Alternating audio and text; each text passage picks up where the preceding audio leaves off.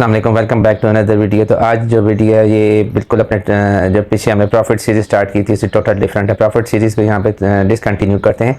तो आज की जो वीडियो है तो मैं सोच रहा हूँ कुछ आपसे बातें करने को दिल कर रहा था, तो मैंने कहा चलो आज आपसे कोई पर्सनल बातें करता हूँ। क्योंकि आजकल हमारे बहुत ज़्यादा इशू चल रहा है कि लोग बहुत ज़्यादा ना खुद को मज़लूम समझना शुरू हो गए। हर कोई एक दूसरे कहता है कि मैं मज़लूम हूँ, दूसरा ज़ालिम है, वो मुझ पर जुल्म कर रहा है। तो आज इस बारे में थोड़ा सा एक्सप्लेनेशन मैं आपको देना चाहता हूँ। एक बंदे ने क्वेश्चन भी किया था, उसकी क्वेश्चन का आंसर भी साथ ही हो जाएगा और साथ आपके लिए भी कोई हो सकता है कुछ सीखने का आपको मिल जाए। बेसिकली जो खुद को मज़लूम इंसान समझता है ना, ये एक बीमारी होती है, ठीक है। इसे इंग्लिश में इंसान जो मोस्टली जो लोग हैं वो इंग्लिश में से कहते हैं सेल्फ सिंपैथी से बोलते हैं।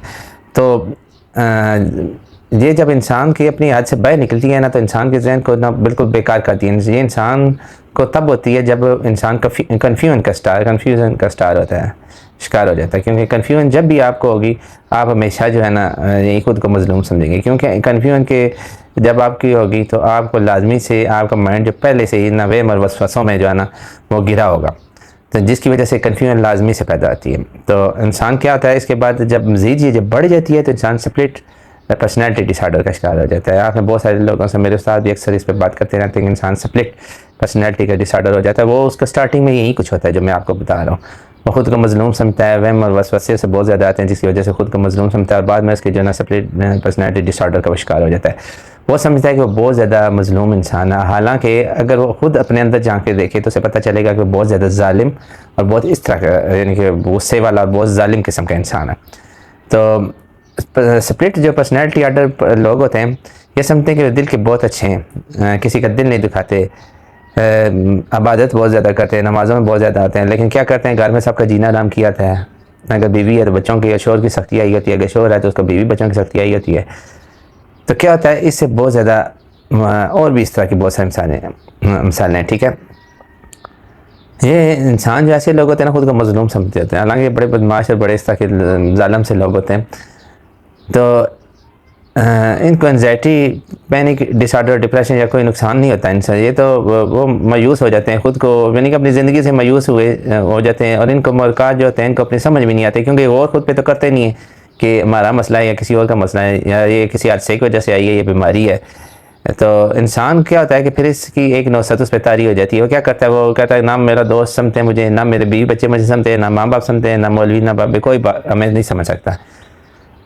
वो जबकि वो ये नहीं जानते कि दुनिया में जो हर तरह से जो मदद मिलती है हर किसी को वो नहीं मिल सकती। किसको मदद मिली है, कौन सा ऐसा इंसान है जो आपके सामने कंप्लीट है जिसको मुश्किल टाइम में इस तरह मदद मिली हो कि उसने अपने आप को बेहतर कर लिया हो।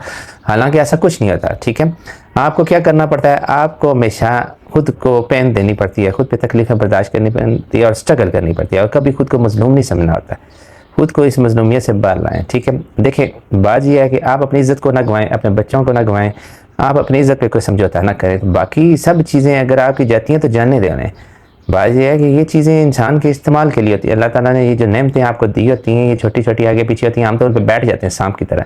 जबकि ये जो होती हैं ये आपको इस्तेमाल के अल्लाह ने दी होती है कि इंसान स्टार्ट से लेकर एंड तक उसको यूटिलाइज़ करता हुआ मौत के कब्र के दाने तक पहुँच सके, ठीक है। खुद भी इस्तेमाल करे और उसके मुस्तकिल जो रिश्ते होते हैं वो भी खुशहाल ज़िंदगी अल्लाह ताला देता है इसीलिए। लेकिन हम लोग क्या करते हैं, हम लोग जमा करते हैं और उसके ऊपर बैठ जाते हैं कि हमारे बच्चों का काम आएगा। भाई बच्चों का अपना नसीब है, ठीक है। आप ठीक है उनके लिए सोचें ज़रूर, भाई इतनी लंबी प्लानिंग क्या करें, आपको अपनी ज़िंदगी का कल का नहीं पता, आप इतनी लंबी प्लानिंग करते हैं उसके लिए संभाल के रखते हैं। हालांकि ये तरीका कार तो नहीं है ना, ये सीधा सीधा शिर्क अल्लाह के साथ आप टक्कर ले होते हैं। एक आपको बताता हूँ एक बड़ी थिंकेबल बात है, आप खुद सोचना कि आप क्या करें।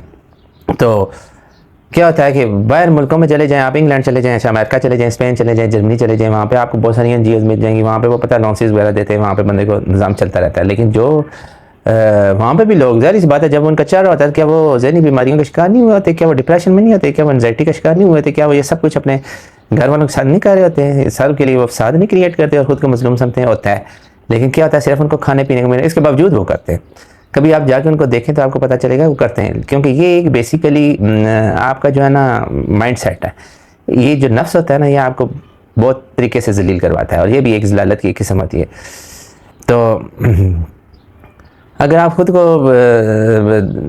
समझते हैं कि आप एंजाइटी के मरीज़ हो गए सच में और सोचते हैं, तो आप क्या करें कि आप अपना दिल को छोटा ना करें, इस बीमारी को कुछ ना कुछ, ज़ाहिर सी बात है दवाइयाँ शाइयाँ लें, इससे कुछ दवाइयाँ करवाएं और इस तरह करके बीमारी को भी हैंडल करने की कोशिश करें, खुद को थोड़ा बिजी रखें, खुद को बर्दाश्त करें, दूसरों को बर्दाश्त करें, खुद अपने आप को कोशिश करते रहें, कोशिश करते हैं और अपने आप से कभी भी हमदर्दी ना करें, ठीक है, और अपनी हालत पर कभी ना रहम खाएं, ठीक है।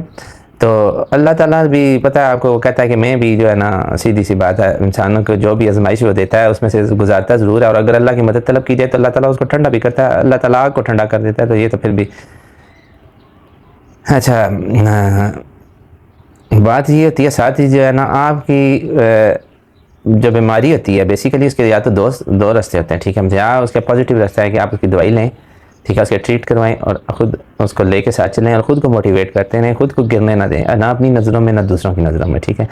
दूसरा नेगेटिव कि आप इस बात को छोड़ दें जी मैं बीमार हूँ, मेरा तो कुछ नहीं हो सकता, तो ज़ाहिर सी बात है जब भी आप एंजाइटी होती है तो वो फौरी तो नहीं जा सकती, एंजाइटी का लॉन्ग टाइम होता है, आपको पता है साल चलती है, 2 साल चलती है, लेकिन वो आपकी स्ट्रेंथ पे है, वो अल्लाह जानता है, अल्लाह के साथ जो आप दवाएं करते हैं अल्लाह ताला कब आपको हील करवाता है, लेकिन अल्लाह करता है जब इंसान अल्लाह के साथ रहता है अल्लाह उसको हील करवा देता है, लेकिन टाइम लगता है, ये नहीं हो सकता कि आपको आज हुई है तो कल जो है ना आप कहें जी मैं ठीक हो जाऊँ।